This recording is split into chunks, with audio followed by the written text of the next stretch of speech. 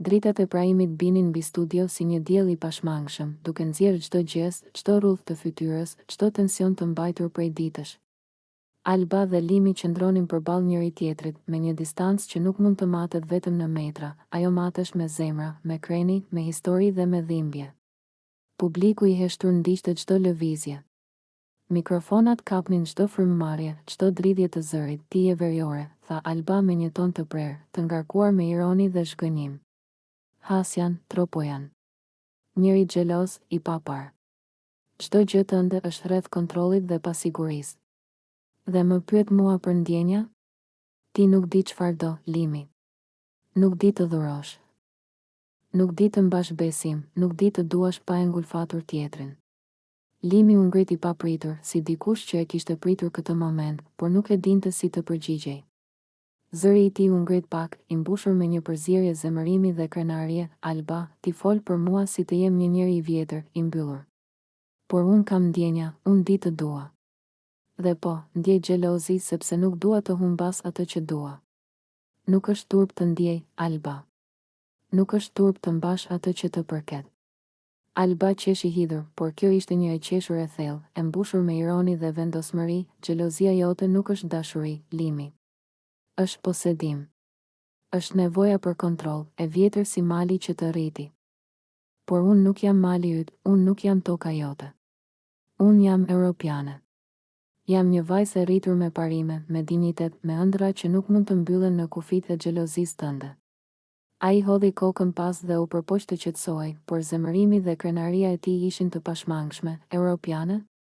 Çfarë do të thotë kjo për mua? Çfarë do të thotë për marrëdhënien tonë? Je larg traditës, larg familjes, larg rrënjëve që të formuan. Nuk mund të pres që të jesh thjesht europiane dhe unë të jem tradicional dhe gjithçka të funksionojë. Alba hapi sytë gjerë dhe e shikoi me intensitet. Tradita ime nuk më pengon të kem parime. As xhelozia jote nuk më përcakton mua. Unë jam një vajzë me parime europiane, e rritur me familjen time, me respekt për veten, me përgjegjësi. Dhe nuk do të lejoj askënd, as ty, as dikë tjetër, të më imponoj frikën, të më kufizoj lirinë, të më ngulfat emocionet. Limi përplasi duart në krah, si dikush që ndjehet i sfiduar deri në esencë. Zëri i tij u bë më i thellë, më i ashpër. Parime europiane nuk do të thotë të jesh e pamëshirshme. Nuk do të thotë të më përbuzësh mua dhe traditën time. Je e bukur, je e zgjuar, por nuk mund të përjashtosh atë që jam unë. Alba buzëqeshi, por kjo nuk ishte një buzëqeshje ngushëlluese. Ishte një buzëqeshje e ftohtë dhe e vendosur. Nuk të përjashtoj, Limi. Por nuk do të jem kur viktime e xhelozisë tënde, as e presionit tënd. Jam europiane, po, por mbi të gjitha, jam unë.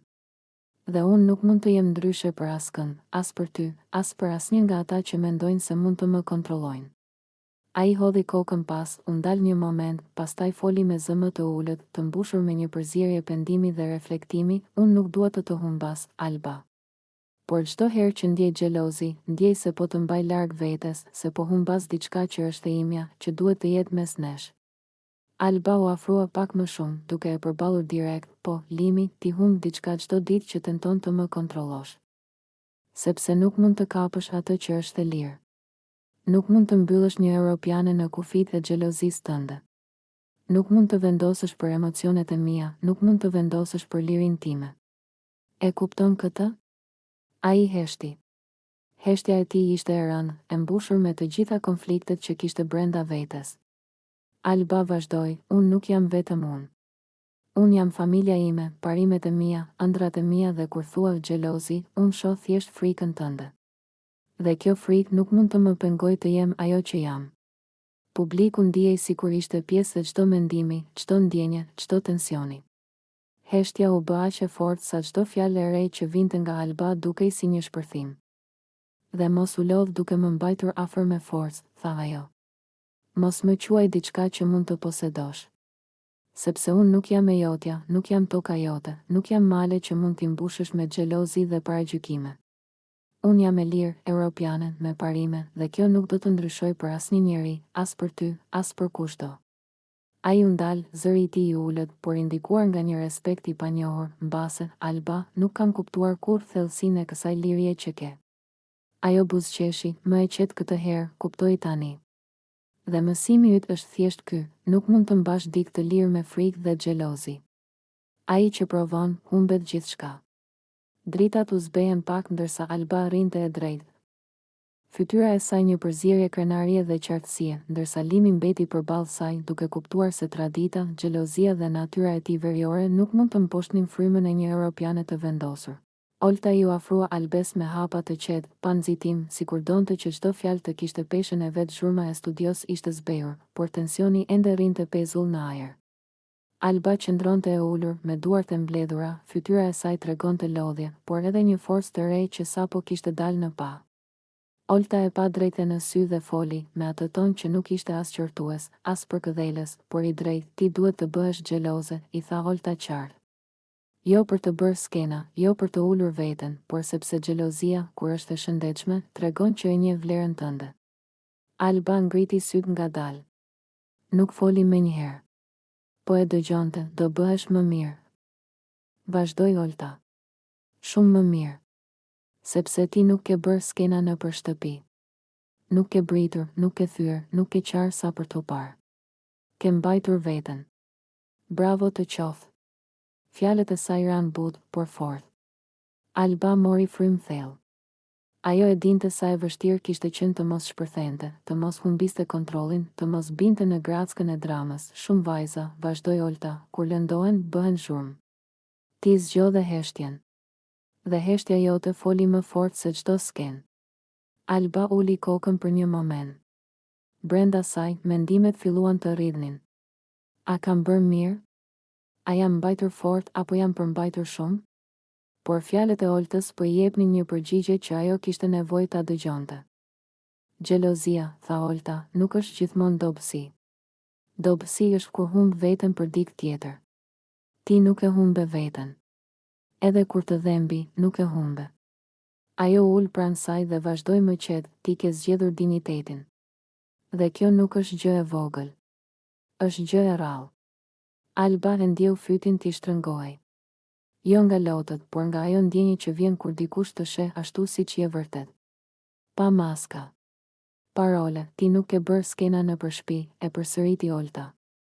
Dhe kjo tregon shumë për karakterin tënd. Sepse skenat i bën ai që do vëmendje. Ti do qartësi. Alba foli më në fund, zëri i saj i ulët, unë nuk desha të bëhem ajo vajza që humbet kontrollin.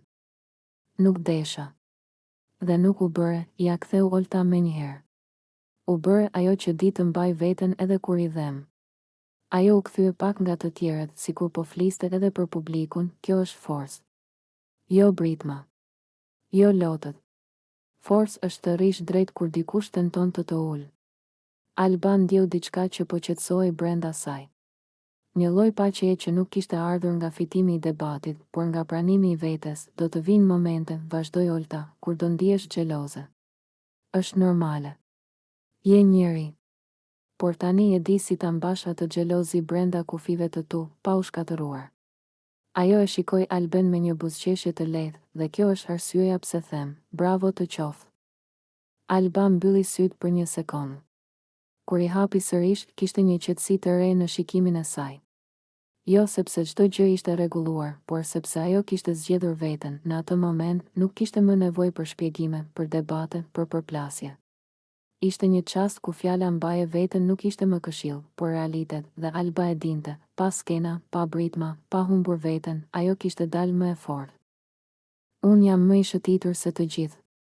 Jo për të mburur, jo për të ulur dikë tjetër, por sepse jeta ime ka qenë gjithmonë lëvizje. Kam qenë në rrugë kur të tjerët kanë qëndruar në vend. Kam ndryshuar qytete, mendime, njerëz, ëndra. Kam mësuar të mos lidhem pas askujt që më ndalon frymën. Unë jam gjithmonë në lëvizje, sepse vetëm kështu ndihem gjallë, nuk jam rritur duke pritur dikë të më shpëtoj. Nuk jam ndërtuar duke u mbështetur te premtimet e të tjerëve. Jam ndërtuar duke rënë dhe duke u ngritur vetë. Dhe po, mund ta them me zë të lartë, unë jam më i miri për veten time. Jo sepse jam mbi të tjerët, por sepse e njoh veten. E di çfarë dua dhe nuk e tradhtoj rrugën time për askënd. Bota nuk sillet rreth meje, por unë nuk sillet rreth askujt tjetër. Dhe kjo është diferenca. Unë nuk pres aprovime, nuk kërkoj leje, nuk jetoj sipas skenarit të askujt. Kam zgjedhur të jem skllavi im, jo i askujt tjetër. I punës sime, i ëndrave të mia, i lodhjes sime. Dhe ky është i vetmi skllavëri që e pranoj, sepse më jep liri, unë i paguaj faturat e mia çdo faturë. Ato financiare, po. Por edhe ato emocionale. I kam paguar me net pa gjumë, me shgënjime, me njerëz që më kanë shgënjur, me rrugë që nuk kanë çuar askund. Nuk ja kam lënë askujt barën e jetës sime. Nuk kam kërkuar që dikush të më mbajë. Të më udhëheq, të më thot kush jam apo ku duhet të shkoj, prandaj të pyes, ç'lidhje ke ti me jetën time? Ç'lidhje ke me zgjedhjet e mia, me rrugët që kam bërë, me betejat që kam fituar vetëm? Asnjë. Dhe nuk e them me inat, e them me qartësi. Nuk kemi asnjë lloj lidhjeje. As emocionale, as mendore, as jetësore, ti ke historinë tënde. Unë kam timen. Dhe historia ime nuk ka nevojë për shpjegime, as për justifikime. Nuk kam ardhur këtu për të bindur, për të sqaruar, për të mbajtur dorën. Kam ardhur këtu për veten time. Për të thënë të vërtetën time pa frikë, pa filtër, pa kompromis, nuk kam asnjë borxh ndaj teje. As fjalë, as ndjenja, as sqarime. Nëse dikur ka pasur diçka, ajo ka mbaruar aty ku ka mbaruar respekti. Dhe nga ai moment, çdo hap që kam bërë ka qenë vetëm përpara. Jo për të kthyer, jo për të qarë, jo për të kërkuar, unë jam në lëvizje. Gjithmonë. Edhe kur dukem i qetë, brenda meje jam duke ecur. Duke ndërtuar, duke menduar, duke u rritur. Dhe kush nuk ecën me ritmin tim, thjesht mbetet mbrapa. Jo sepse nuk vlen, por sepse nuk është në të njëjtën rrugë, prandaj, mos ma lidh emrin tim me jetën tënde dhe mos e lidh jetën time me ty, nuk ka asnjë nyje mes nesh. Nuk ka asnjë fije që na mban. Dhe kjo nuk është humbje. Është qartësi. Është liri. Është fundi i një keqkuptimi dhe fillimi i një rruge ku secili mban barën e vet. Unë jam këtu për veten time. Dhe kjo më mjafton. Unë jam më i shëtitur se të gjithë. Jo për të mburur, jo për të ulur dikë tjetër, por sepse jeta ime ka qenë gjithmonë lëvizje.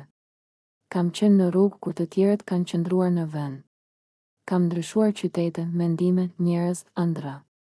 Kam mësuar të mos lidhem pas askujt që më ndalon frymën. Unë jam gjithmonë në lëvizje, sepse vetëm kështu ndihem gjallë, nuk jam rritur duke pritur dikë të më shpëtoj. Nuk jam ndërtuar duke u mbështetur te premtimet e të tjerëve. Jam ndërtuar duke rënë dhe duke u ngritur vetë. Dhe po, mund ta them me zë të lartë, unë jam më i miri për veten time. Jo sepse jam mbi të tjerët, por sepse e njoh veten. E di çfarë dua dhe nuk e tradhtoj rrugën time për askënd. Bota nuk sillet rreth meje, por unë nuk sillet rreth askujt tjetër. Dhe kjo është diferenca. Unë nuk pres aprovime, nuk kërkoj leje, nuk jetoj sipas skenarit të askujt. Kam zgjedhur të jem skllavi im, jo i askujt tjetër. I punës sime, i ëndrave të mia, i lodhjes sime. Dhe ky është i vetmi skllavëri që e pranoj, sepse më jep liri, unë i paguaj faturat e mia çdo faturë. Ato financiare, po. Por edhe ato emocionale. I kam paguar me net pa gjumë, me shgënjime, me njerëz që më kanë shgënjur, me rrugë që nuk kanë çuar askund. Nuk ja kam lënë askujt barën e jetës sime. Nuk kam kërkuar që dikush të më mbajë. Të më udhëheq, të më thot kush jam apo ku duhet të shkoj, prandaj të pyes, ç'lidhje ke ti me jetën time? Ç'lidhje ke me zgjedhjet e mia, me rrugët që kam bërë, me betejat që kam fituar vetëm? Asnjë. Dhe nuk e them me inat, e them me qartësi. Nuk kemi asnjë lloj lidhjeje. As emocionale, as mendore, as jetësore, ti ke historinë tënde. Unë kam timen. Dhe historia ime nuk ka nevojë për shpjegime, as për justifikime. Nuk kam ardhur këtu për të bindur, për të sqaruar, për të mbajtur dorën. Kam ardhur këtu për veten time. Për të thënë të vërtetën time pa frikë, pa filtër, pa kompromis, nuk kam asnjë borxh ndaj teje. As fjalë, as ndjenja, as sqarime. Nëse dikur ka pasur diçka, ajo ka mbaruar aty ku ka mbaruar respekti.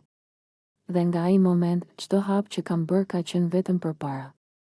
Jo për të kthyer, jo për të qarë, jo për të kërkuar, unë jam në lëvizje. Gjithmonë. Edhe kur dukem i qetë, brenda meje jam duke ecur. duke ndërtuar, duke menduar, duke u rritur. Dhe kush nuk ecën me ritmin tim, thjesht mbetet mbrapa.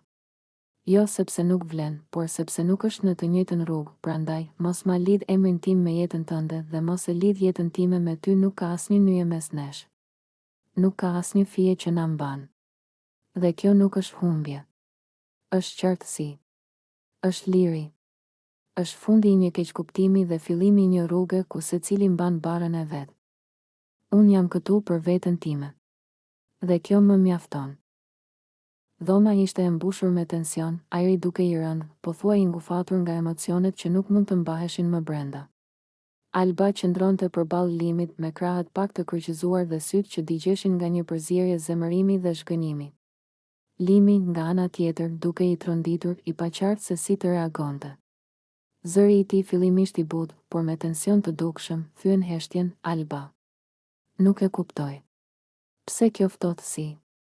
Alba hapi gojen, por fjalët e saj nuk ishin të lehta, çdo syllabë duke i mbushur me një forcë të brendshme, ne nuk jemi nda. Ne u ndam verën, dhe po, janë vetëm 5 ditë në shtator që ndryshojnë gjithçka. Nuk jam këtu për ty. Limi, kam ardhur për vete. Limi ngriti vetullat, duke ndjerë se çdo fjalë e saj i digjte mendjen. Ishte një kombinim i befasisë dhe një pakënaqësie të fshehur, por nuk e kuptoj. Gjithçka që ndjeva për ty nuk ka ndryshuar. Pse po më largon kështu? Alba eci pak më afër, por jo shumë, qenë ka një hap i kontrolluar, një hap i studiuar që tregon forcë, por edhe pak frikë. Zëri i saj mbante një vendosmëri të ftohtë, Limi. Kur të dalim nga biku, unë nuk dua kur të kem të bëj me një njeri të tillë. Nuk dua të më përsëriten gabimet e së kaluarës. Kam ardhur këtu për veten, për të kuptuar veten, jo për ty, fjalët e saj ranë në dhomë si plumbat që nuk lën hapësirë për kundërshtim. Limi u step, u zhgënjye, por zemra e tij nuk pranoi të qëndronte pa folur, Alba. Po më thua se çdo ndjesi që kam pasur, nuk vlen? Se çdo kujtim i bukur, çdo gjest i ndar, është i pavlefshëm? Alba bëri një hap prapa, duke e shmangur shikimin e tij. Frymëmarrja e saj ishte e shpejtë, çdo fjalë e mprehtë, nuk bëhet fjalë për atë që ka ndodhur. Bëhet fjalë për atë që nuk dua të ndodh më. Unë nuk jam këtu për të rindërtuar diçka që është shkatëruar. Nuk jam këtu për të rikthyer emocionet e tua, Limi. Jam këtu për të kuptuar veten. Limi hodhi dorën në fytyrë, duke e ndjerë një lloj frustimi që i digjte brenda. Zëri i tij tani kishte një tonalitet tjetër, një miks të shpërimi dhe zemërimi. Pra, nuk ka më vend për ne? Nuk ka më mundësi të rregullojmë atë që u shkatërua?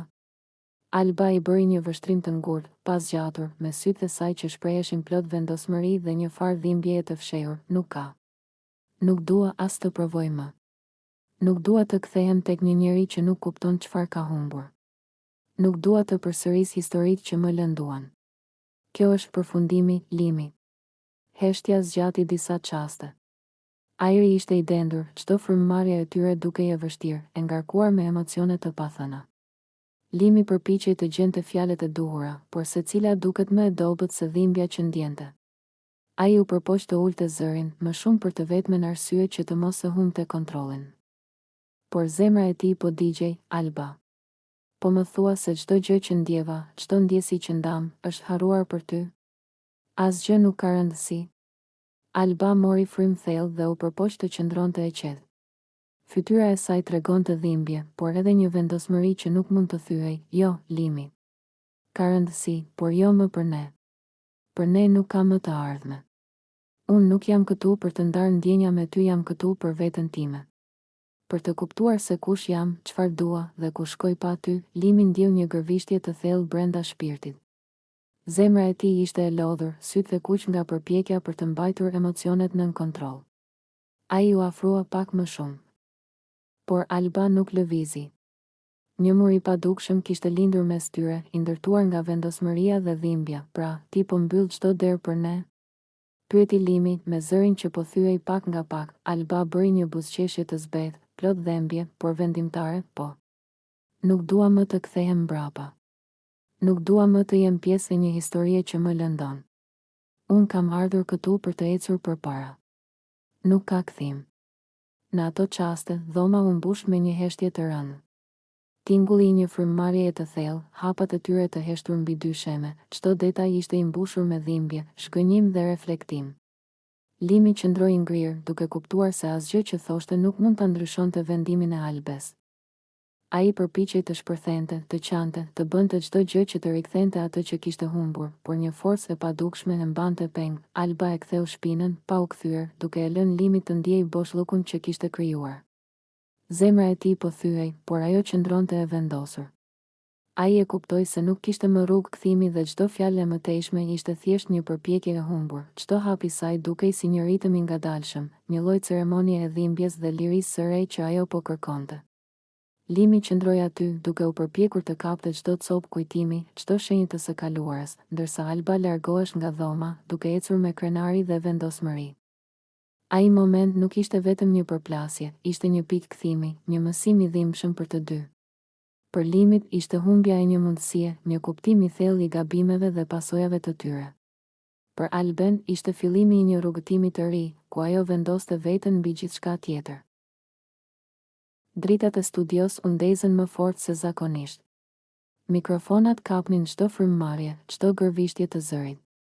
Publiku ishte i heshtur, por energjia e tyre ndihej në ajër si një mur i padukshëm. Çdo kamerë ishte e drejtuar drejt tyre, duke regjistruar çdo gjest, çdo shikim, çdo fjalë që do të mbetej në histori. Alba qëndronte drejt përballë Limit. Trupi i saj nuk dridhej, por çdo qelisë e saj ishte e mbushur me zemërim dhe vendosmëri. Syt digjnin nga shgënjimi. Ajo mori frymë thellë dhe foli, zëri i saj i prerë dhe i pa kompromis, ti nuk ke kapacitet. As burëri, as përgjegjësi. Ke ardhur këtu vetëm për të më gënjur, për të më kontrolluar. Ke ardhur të luash lojën tënde në mes të miliona shikimeve. Një murmurim u ngrit nga publiku, një përzierje habie dhe tensioni. Limi mbeti për momentin pa fjalë, duke kuptuar se çdo justifikim do të goditej nga fuqia e fjalëve të saj. Ke tenta me marr lirinë time, vazhdoi Alba, zëri i saj duke u bërë më i fortë, më i qartë. Mendove se mund të më mbyllësh në frikën tënde, të më vendosësh në kornizën tënde.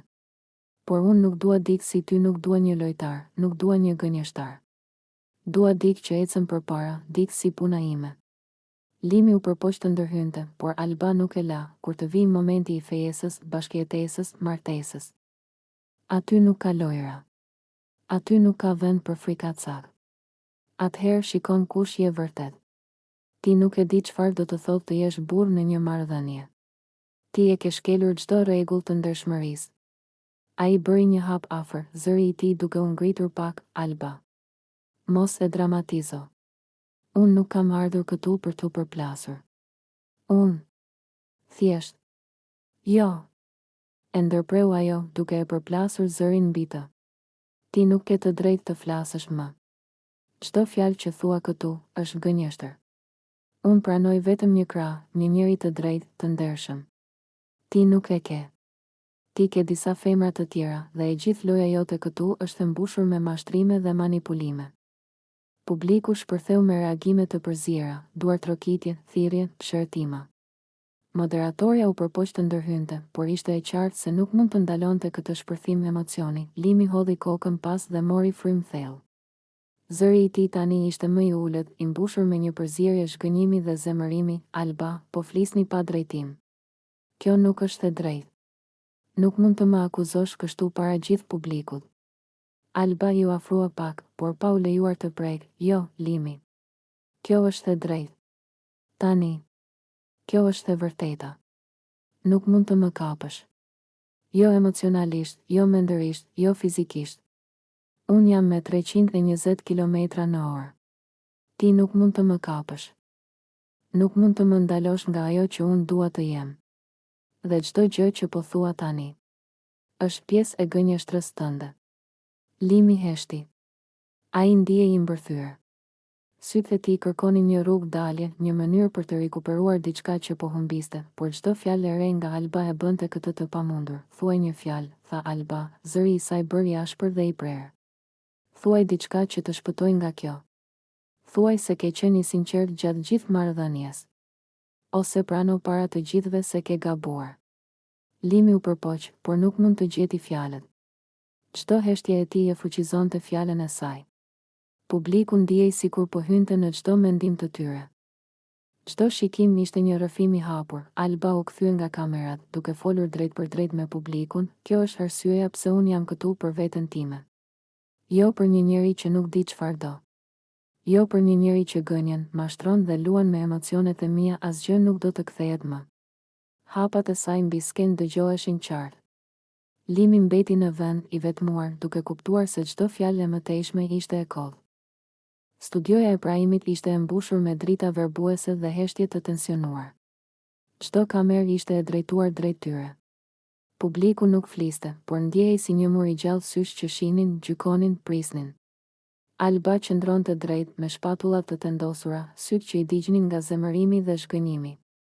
Limi ishte përballë saj, me nofullën e shtrënguar, i vetëdijshëm se çdo fjalë e tij do të dëgjohej nga miliona njerëz. Alba shpërtheu e para, zëri i saj i fortë, i prerë, pa dridhje, sa i poshtër jeti sa gënjeshtar.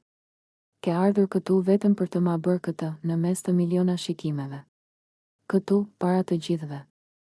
Në studio ra një murmurim me lehtë. Limi hapi gojen, por Alba nuk e la të fliste. Ti po gënjen para syve të mi, vazhdoi ajo, duke ngritur dorën sikur të donte të ndalte çdo justifikim, dhe po gënjen edhe para gjithë shqiptarëve. Mos mendo se nuk shihet. Mos mendo se nuk kuptohet. Limi mori frym thellë, u përpoq të ruante qetësinë. Zëri i tij ishte më i ulët, por i mbushur me nerv. Alba, duhet ta kuptosh një gjë. Marrëdhënia është marrë e dhënë. Nuk mund të jetë vetëm njëra palë që jep. Alba qesh i hidhur, një e qeshur që nuk kishte asgjë gazmore. Çfarë ka munguar nga ana ime, Limi? Thuaje këtu. Thuaje para të gjithëve. Çfarë ka munguar unë? Ai hezitoi për një çast. Kamerat u afruan. Çdo pauzë dukej si një minutë e tërë. Nuk po them që ke munguar ti si njeri, tha më në fund. Po them që komunikimi ynë. Mënyra si u ndam. Gjërat mbetën pezull. Alba u afrua një hap më shumë, pa frikë, si mund të thuash kështu në mes të Brahimit. Si ke fytyrë? Ti ishe ai që dole. Ti ishe ai që më more në telefon. Ti më the, hajde, bashkëjetojmë. Mos e haro këtë. Një pëshërtim e rënd doli nga publiku. Limi uli syt për një çast, pastaj i ngriti sërish. Nuk po e mohoj që të kam thënë ato fjalë, tha. Por gjërat ndryshojnë. Njerëzit ndryshojnë. Jo, ja ktheu Alba me një ton të prerë. Jo, Limi. Gënjeshtrat ndryshojnë. Jo njerëzit. Ajo u kthye pak nga kamerat, sikur po fliste drejt për drejt me publikun. Unë nuk kam ardhur këtu për lojrat e tua. Nuk kam ardhur për t'u përdorur për histori, për drama, për spektakël. Limi ngriti zërin për herë të parë. Po atëherë pse je këtu, Alba? Pse po më përball përpara gjithë këtij publiku? Sepse, tha ajo, pa e ulur zërin, nuk dua të dal nga kjo shtëpi me një gënjeshtër mbi shpinë. Dhe jo, ti nuk më kap dot. Unë jam me 320 km/h. Ti s'më kap dot. Fjalët e saj ranë si goditje. Studioja heshti. Edhe moderatori duke i ngrirë për disa sekonda, Limi u përpoq të buzëqeshte. Por ishte një buzëqeshje e thyrë, nuk është garë shpejtësie kjo, Alba. Për mua është, ja ktheu ajo. Është garë mes së vërtetës dhe gënjeshtrës. Dhe unë kam zgjedhur të eci përpara, shpejt, pa u kthyer mbrapa. Ai u afrua një hap, instinktivisht, po ndjenjat. Ato nuk lëvizin me km/h. Alba u ndal, për herë të parë sytë ju zbutën pak, por zëri mbeti i fortë, ndjenjat vdesin kur i shkel. Dhe ti i shkele. Një heshtje e gjatë, e rëndë, pushtoi studion. Dritat ndriçonin më fort se kurrë, por mes tyre kishte një errësirë emocionale që nuk mund të fshihej. Limi foli më qetë, po thuaj i lodhur, nuk kam ardhur këtu për të poshtëruar. Por këtë bëre, tha Alba. Dhe historia do ta tregoj kush po thotë të vërtetën. Ajo u kthye, duke i dhënë shpinën. Hapat e saj mbi skenë u dëgjuan qartë. Publiku shpërtheu në reagime, disa duar trokitje, disa thirrje.